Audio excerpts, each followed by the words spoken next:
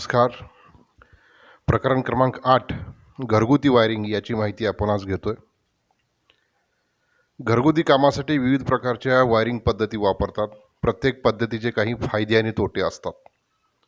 जे वायरिंग इमारतीच्या अंतर्गत भागात केले जाते त्यास घरगुती वायरिंग असं म्हणतात. कोणत्याही प्रकारची वायरिंग करण्यापूर्वी काही प्रमुख बाबींचा विचार करावा लागतो. त्यामध्ये इमारतीमधील लोडचे स्वरूप, सप्लाय व्होल्टेज की जे सिंगल फेज आहे का 3 फेज आहे, वायरिंगची सुरक्षितता, वायरिंगचा टिकाऊपणा, हवामानाचा प्रकार, आगीपासून संरक्षण, वायरिंगची आकर्षकता, भविष्य काळात होणारे फेरबदल, देखभाल, दुरुस्ती आणि त्यासाठी येणारा खर्च, या सर्व बाबींचा विचार करून कोणत्या प्रकारचं वायरिंग करायचं हे ठरवावं लागतं. आता घरगुती वायरिंगच्या वेगवेगळ्या पद्धती आहेत. या पद्धती कोणत्या आहेत तर एक पहिली पद्धत आहे क्लीट वायरिंग, त्याच्यानंतर CTS किंवा TRS wiring, casing capping wiring, conduit wiring आणि कन्सिल्ड वायरिंग. या वेगवेगळ्या पद्धती आहेत. या प्रत्येक पद्धतीचे काही दोष आहेत, काही फायदे आहेत. या सर्वांची माहिती आपण आता घेतोय. पहिली पद्धत आहे क्लीट वायरिंग. ही वायरिंग सर्वात कमी खर्चाची, सोपी आणि कमीत कमी वेळेत होणारी पद्धत आहे. याला तात्पुरते स्वरूपाचे वायरिंग असंही म्हणतात. याच्यामध्ये चिनी मातीच्या क्लीटमध्ये वायर ताणून बसवतात. या क्लीटमध्ये बेस आणि टॉप असे दोन भाग असतात. भिंतीवर किंवा छतावर बेस हा स्क्रूने बसवतात. बेसमधील खाचामध्ये वायर बसवून त्याच्यावर टॉप बसवतात. 2 वायरसाठी 2 गाळ्यांचा 2 वे तर 3 वायरसाठी 3 गाळ्यांचा 3 वे क्लीट वापरतात. कुशल कारागिराची गरज नसते, अत्यंत कमी खर्च लागतो, दोष दुरुस्ती सोपी आहे. हे या पद्धतीचे फायदे आहेत. तर देखभाल दुरुस्ती करावी लागते, वायरिंगमध्ये आकर्षकपणा नसतो आणि हवामानाचा परिणाम होतो. हे क्लीट वायरिंगचे तोटे आहेत. दुसरी पद्धत आहे CTS वायरिंग, कॅब टायर शीतड असा त्याचा लॉंग फॉर्म आहे. या पद्धतीमध्ये लेआउटनुसार सागवानी बॅटन पट्ट्या भिंतीवर स्क्रूच्या सहाय्याने बसवून घेतात. भिंतीवर बसवण्यापूर्वी बॅटन पट्ट्यावर योग्य त्या आकाराच्या धातूच्या क्लिप छोट्या खिळ्यांनी बसवतात. बॅटनवर वायर फिरवून क्लिपच्या सहाय्याने घट्ट करतात. दिसायला सुंदर आणि टिकाऊ असते, आयुष्य भरपूर असते, दोष दुरुस्ती सोपी आणि पटकन होते. हे या CTS वायरिंगचे फायदे आहेत. तर यांत्रिक संरक्षण कमी असते, वायरिंग उघडी असल्याने हवामानाचा परिणाम होतो आणि देखभाल करावी लागते. हे CTS वायरिंगचे तोटे आहेत. Casing capping wiring.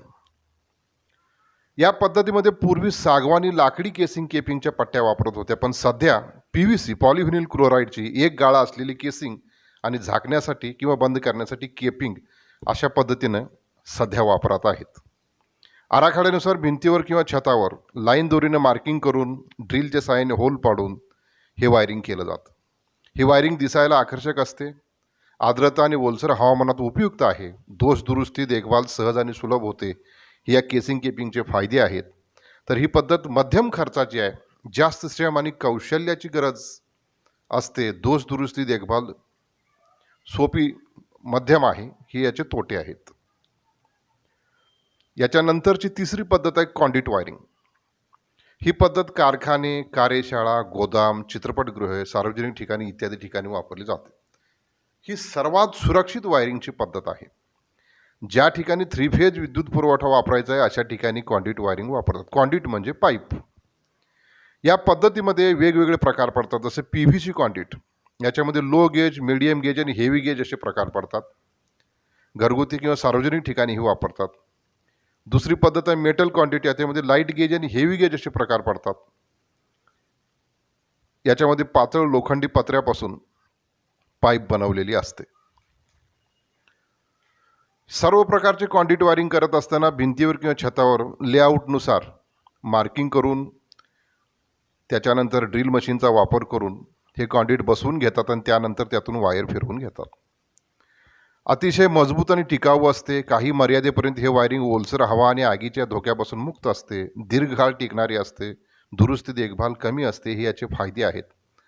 तर पद्धत अधिक खर्चिक आहे, कुशल कारागीर आणि कौशल्याची आवश्यकता असते. या पद्धतीत वाढ अथवा घट होणे हे अवघड असते आणि दोष शोधणे कठीण असते. हे याचे तोटे आहेत.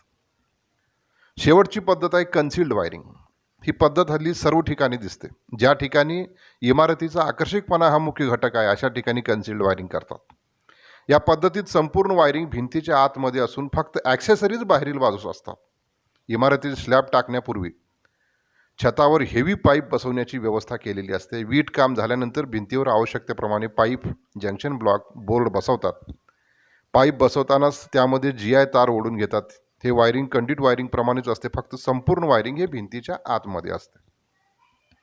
याचे फायदे असे आहेत, ही पद्धत अत्यंत सुरक्षित असते, मजबूत टिकाऊ असते, खोल्या इमारत आकर्षक दिसते. पण याचे तोटेही आहेत की जशी देखभाल करावी लागते, दोष उद्भवल्यास शोधणे अत्यंत त्रासाचे असते.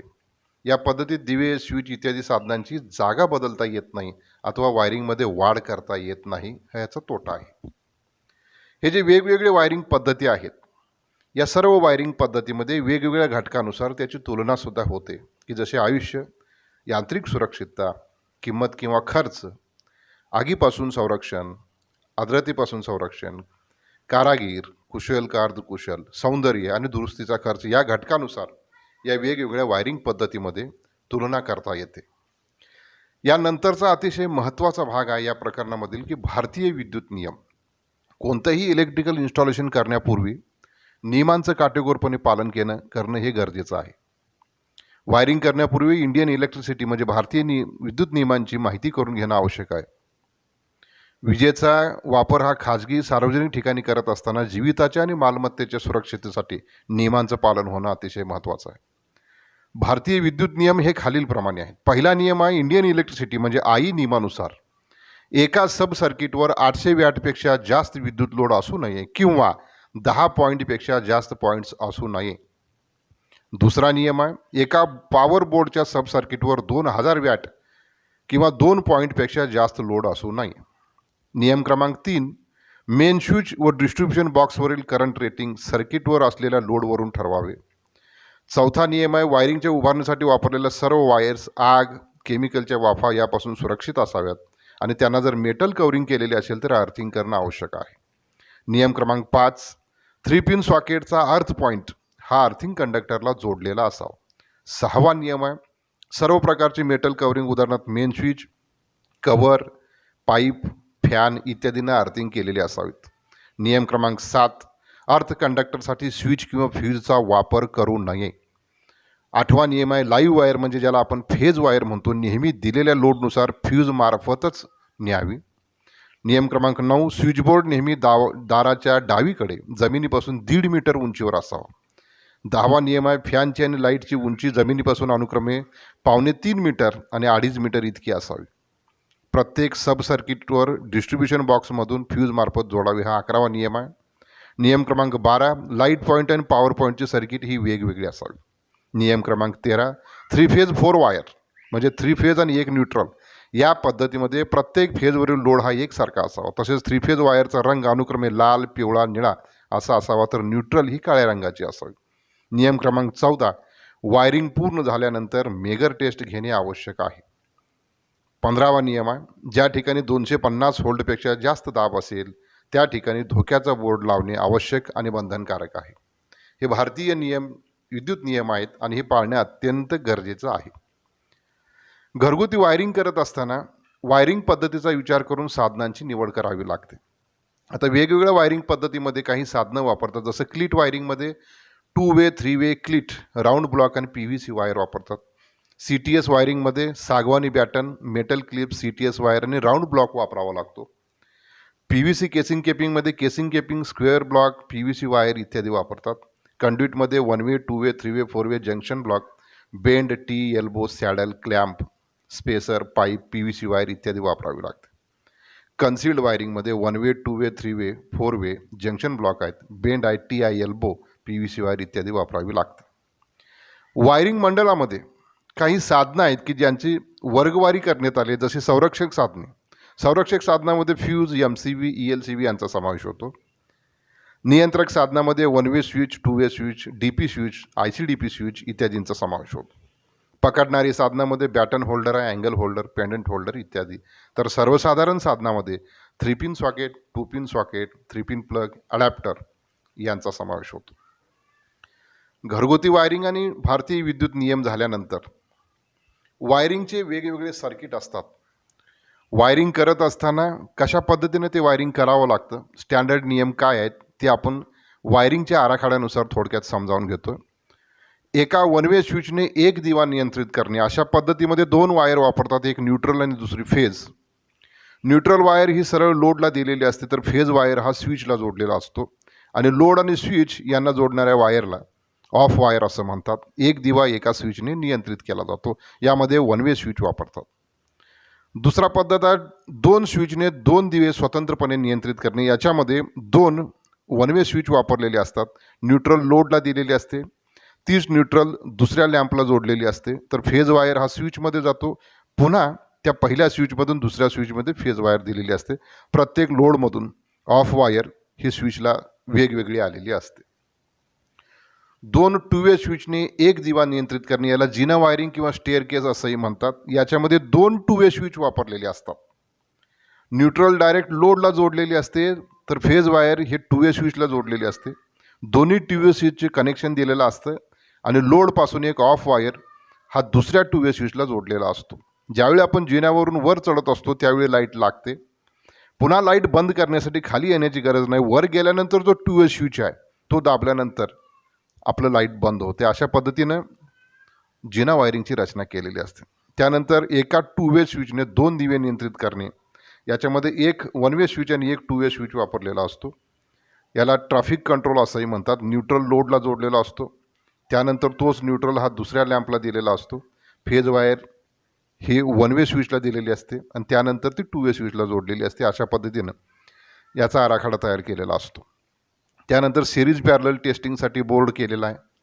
एका स्विचने एक सॉकेट नियंत्रित करणे, प्रत्येक ठिकाणी न्यूट्रल लोडला जोडलेला असतो, तर फेज वायर ही नेहमी स्विचला जोडलेली असते.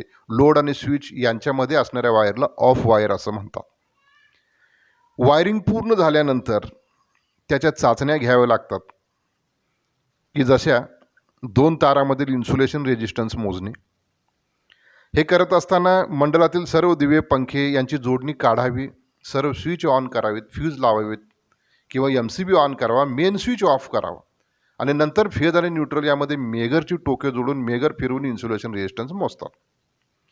आता एक वायर आणि अर्थिंगमधील रेजिस्टन्स मोजणे, ही चाचणी करताना सर्व स्विचेस ऑन करावेत, सर्व उपकरणे जोडावीत, फ्यूजेस लावावेत, MCB ऑन ठेवावेत, मेन स्विच ऑफ करावा आणि नंतर मेगरचे एक टोक तारले आणि दुसरे टोक अर्थिंगला जोडून मेगरचं रिडिंग हे घ्यायचं आहे. तिसरी टेस्ट आहे कंटिन्युटी टेस्ट, सलगता टेस्ट.